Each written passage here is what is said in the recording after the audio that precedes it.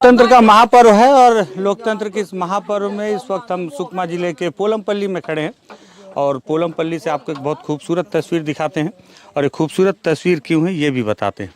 देखिए, इस वक्त मैं पोलमपल्ली में खड़ा हूँ और मेरे बगल में एक ट्रैक्टर है और सबसे खास बात यह है कि इस ट्रैक्टर में जितनी भी महिलाएँ हैं, ये बुजुर्ग हैं, ये सभी लोग अपने मताधिकार का प्रयोग करने आए हुए हैं। और आपने देश के अलग अलग इलाकों में ऐसी तस्वीरें देखी होंगी कि जहां पर लोग दूर दूर से पैदल चलकर या विषम परिस्थितियों में भी आकर अपने मताधिकार का प्रयोग करते हैं। लेकिन पोलमपल्ली में ये तस्वीर इसलिए भी बहुत ज़्यादा महत्वपूर्ण हो जाती है क्योंकि ये तस्वीर बदलाव को इंगित करती है और बदलाव की तस्वीर को बयां करती है।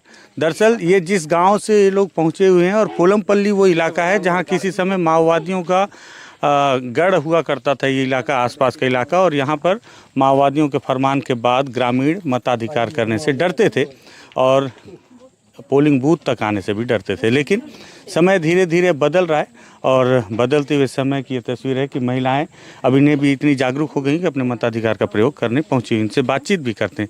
अम्मा, क्या नाम है आपका? टीवी में। हाँ, टीवी में। कौन से गांव से हो? इत्तागुड़ा। इत्तागुड़ा। तो अभी कितने बजे निकले थे घर से? 7 बजे। 7 बजे। क्या क्या करने आए थे अम्मा?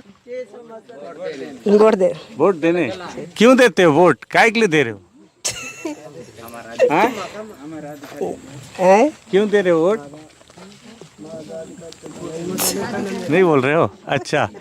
और किसी को, आपको हिंदी आता है? कोई नहीं जानते। ये थोड़ा सा यहाँ भाषा की समस्या है। आप वोट दिए? नहीं सर। क्यों? उम्र नहीं हुआ सर। अच्छा, आपका उम्र नहीं है तो आप इन लोगों को लेके आए हो जी वोट डलवाने के लिए? ठीक है। तो ये आप लेके आए हो सभी को? कौन से गांव से हो? इत्तागुड़ा सर। तो इनका पैसा लोगे क्या? नहीं लेंगे सर। फ्री में? जी। तो डीजल कौन डलवाएगा? सरकारी डालेगा सर। है? सरकारी डालेगा। अच्छा, सरकारी गाड़ी लगी हुई है सबको लेके आने के लिए। कौन देगा इसका डीजल का पैसा? नहीं सर, ऐसी प्राइवेट प्राइवेट में। और पैसा मतलब अपने पैसा से नहीं, इसका डीजल का पैसा कौन देगा? वो लोग डीजल डाल के दे देंगे सर। कौन लोग? जो कार्यकर्ता है। अच्छा, कार्यकर्ता किसी पार्टी के। तो आप लोग आप दिए वोट? दे दिए सर। आपका घर भी इतना पारा है? इत्तागुड़ा सर। इत्तागुड़ा जी सर। तो पहले तो इधर वोट नहीं डालते रहे ज्यादा ना? डालते थे सर। तो जब दादा लोग का डर था ज्यादा तो उसने से डर के नहीं देते सर। डर के नहीं देते थे? जी सर। अब दे रहे सर। अब डर नहीं है? डर नहीं सर। अच्छा, ठीक है। ये सारी महिलाएं आई हैं। भैया, आपका क्या नाम हुआ?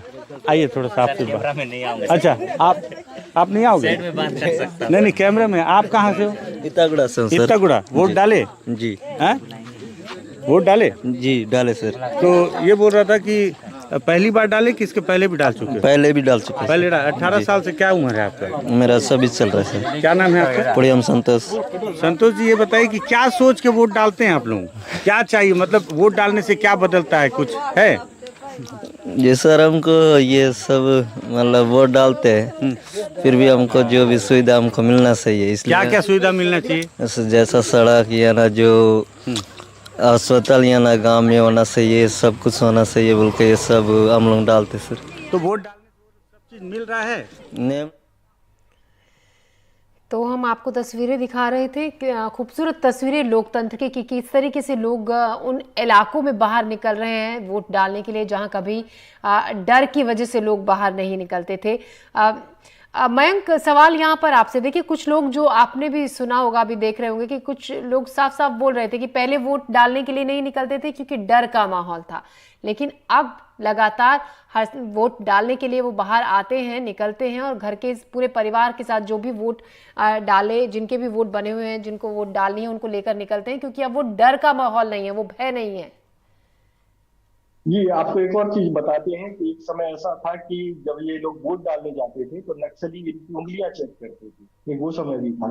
और जो लोग, जिनके हाथ के निशानों पर, उंगलियों पर जो स्याही लगी होती थी, जो वोटिंग करके आते हैं, वो स्याही लगी होती थी, उनको बड़ा प्रताड़ित किया जाता था, मारपीट होती थी। कई बार ये भी किस्से आए हैं कि उंगलियां काटी गई हैं। तो आप देखिए कि एक वो दौर भी था। ये सरकारों की सफलता है, सुरक्षा बलों का जो है प्रयास जो है, जो खरीद हो चुका है कि आज जो है लोग उस नक्सलवाद के भय से बाहर निकले हैं।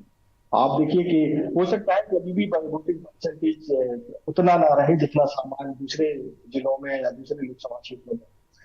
लेकिन आप ये समझ लीजिए कि जो शुरुआत लंबी संघर्ष के बाद सरकारों ने जो लंबे समय में की थी, उनके नतीजे अब दिखाई दे रहे हैं। निश्चित तौर पर सुरक्षा बलों का इसमें बहुत बड़ा योगदान है, कई शहादतें हुई हैं। हमारे साथ उपाध्याय जी जो है वो बहुत करीब से जानते होंगे कि कितने संघर्षों के बाद जो है सुरक्षा बलों ने ये सफलता जो है लोगों को, ये जो सुरक्षा की भावना जो है वो नक्सल प्रभावित इलाकों के ग्रामीणों के सामने दिखा पाई है।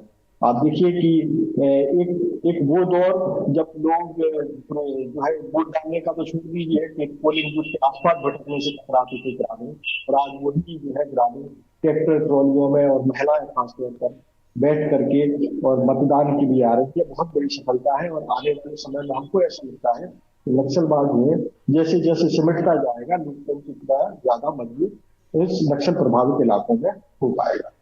बिल्कुल, नक्सलवाद जैसे जैसे सिमटता जाएगा उतना ही विकास इन इलाकों में हो पाएगा। और सालों का संघर्ष ये है जो तस्वीर आज हम देख पा रहे हैं। बिल्कुल मयंक, जो आप बात कर रहे हैं, रविंद्र जी सवाल आपसे कि जिस तरीके से मयंक कह रहे हैं कि आप बखूबी ये बात समझते हैं, इसको अच्छे से आप महसूस कर पा रहे होंगे कि आज जो तस्वीर है वो उस संघर्ष, उस मेहनत का नतीजा है, जो इतनी कोशिशें वहां पर लगातार सुरक्षा बलों के जवानों और जो भी टीम वहां पर लगी होती हैं वहां पर चीजों को व्यवस्थित करने में, उसी का ये मेहनत का नतीजा ये है। बिल्कुल सही आपने कहा कि ये बात सही है, क्योंकि विकास जब होगा तो निश्चित रूप से विकास गांव-गांव तक पहुंचेगा। गांव तक पहुंचेगा तो वो समाज को मिलेगा, समाज से वो व्यक्ति को जाएगा। तो ये एक प्रक्रिया है और एक चैनल है इस तरह का विकास का। तो विकास के लिए तो खैर प्रतिबद्ध है ही, अपने जो फोर्स लगे हुए हैं, पैरामिलिट्री फोर्स है, फोर्सेस हैं, इनका तो मदद उसमें मिल ही रहा है। लेकिन इसमें गांव वालों को भी जो आत्मबल है उसको भी हमको दरकिरार नहीं करना चाहिए। जी। एक गांव वालों में आत्मविश्वास पैदा हुआ है, एक आत्मबल पैदा हुआ है कि वो भी हिंसा के विरुद्ध आ सकते हैं, हिंसा के विरुद्ध लड़ सकते हैं, और वो अपने खुद भी चुनौती के रूप में सामने खड़े हो सकते हैं। तो ये एक बहुत अच्छी बात पैदा हुई है कि उनके अंदर विश्वास तो पैदा हुआ, उनके अंदर भरोसा तो पैदा हुआ है, लेकिन उनका आत्मबल जो है वो भी सामने उसको मतलब आत्मबल को भी उनके ध्यान रखना चाहिए। और उसी आत्मबल के कारण ही आज जो उनकी भीड़ बढ़ते जा रही है मतदान के लिए, वो सचेत होते जा जी। रहे हैं, सतर्क जा रहे हैं, अपने हक और अधिकार के लिए भी वो आगे बढ़ रहे हैं। वो अपना हक और अधिकार समझने लगे, और हक अधिकार समझना हर आदमी का कर्तव्य है। लेकिन गांव में जो इतने अशिक्षित लोग हैं, जिनके पास पूरी किसी तरह का साधन नहीं है, संसाधन नहीं है, विकास का कोई साधन नहीं, उसके बावजूद भी उनके अंदर जो चेतना पैदा हुई है, जी। और ये चेतना है, यही चेतना का जो मूल स्वरूप है वही मतदान में आज सामने दिखाई दे रहा है।